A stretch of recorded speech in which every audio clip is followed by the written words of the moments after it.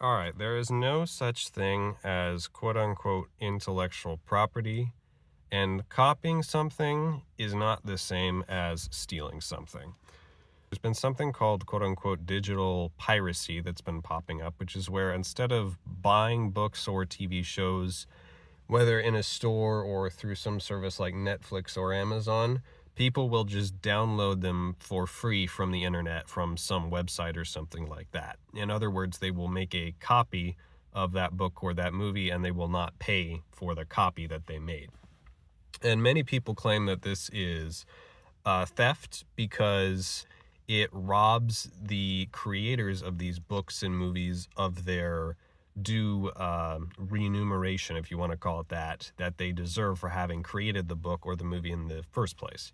But that is not actually correct. And the reason that that's not correct is because theft was originally defined as depriving an owner of a physical piece of property that they had a right to so that they could no longer use that physical piece of property. Okay, so what does that mean?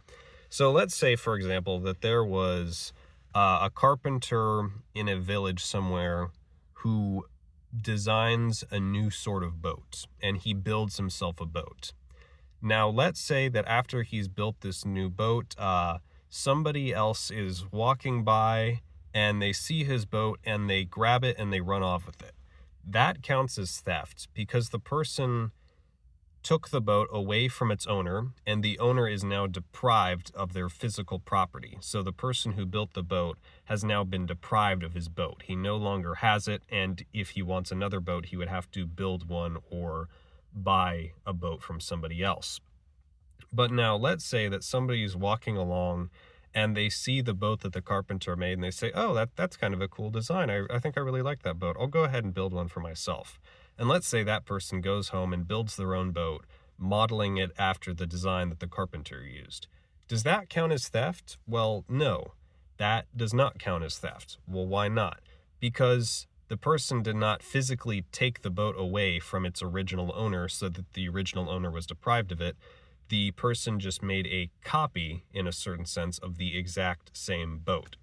And this is what's going on with, this is the kind of the argument that's taking place with quote-unquote intellectual property. So if you own, say, a piece of land, for example, or anything physical, there are physical limits on that property. The laws of physics apply to it. So if you have a piece of land, that piece of land is limited. It only stretches so far in each direction.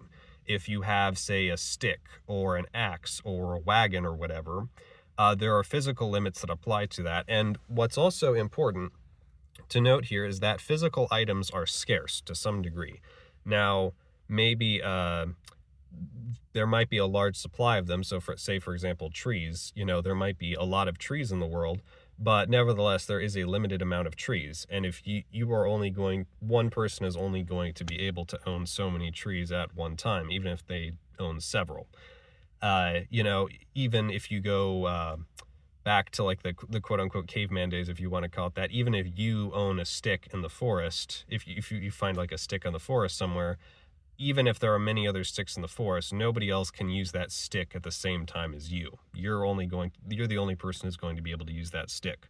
But with digital items, or if you want to say with quote unquote intellectual property, there is really no limit on them. They can be duplicated pretty much an infinite amount of times. And what's important to note is that when you do duplicate them, you are using your own resources to duplicate them. So remember in the example of the boat, the guy who copied the boat was using his own materials to build himself a copy. And that's what the people who are quote unquote pirating content from the internet are doing. They are not depriving the authors or the movie creators of the book or movie that they made. They're simply creating more copies of said book or movie. So remember, the original definition of theft was somebody has a physical item and then a thief comes along and removes their access to said item because said item is scarce. But with digital products, that does not apply because you can create an infinite number of digital products without removing the original item from the author or from the creator.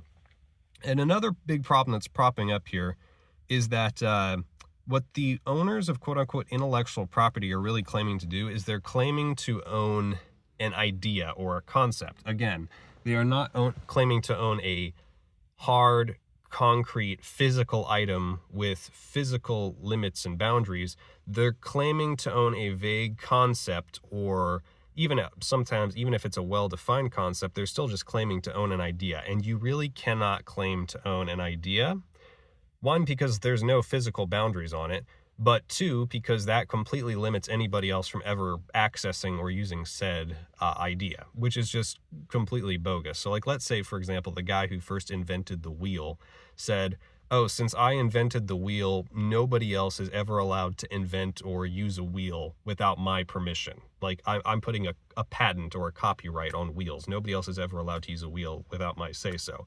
That's ridiculous. Same thing goes for building a boat. If somebody builds a boat, they don't get to the first guy who ever invented a boat didn't get to turn around and tell everybody else, all right, I'm now putting out a patent on boats. If any of you ever want to float on the water, none of you are allowed to do it unless I give you permission. I'm passing the copyright down to my family members so they now have control of the boats. That's just ridiculous. And what a lot of people say is, oh, well, those are just vague examples, or, those are examples of basic aspects of technology that we all have.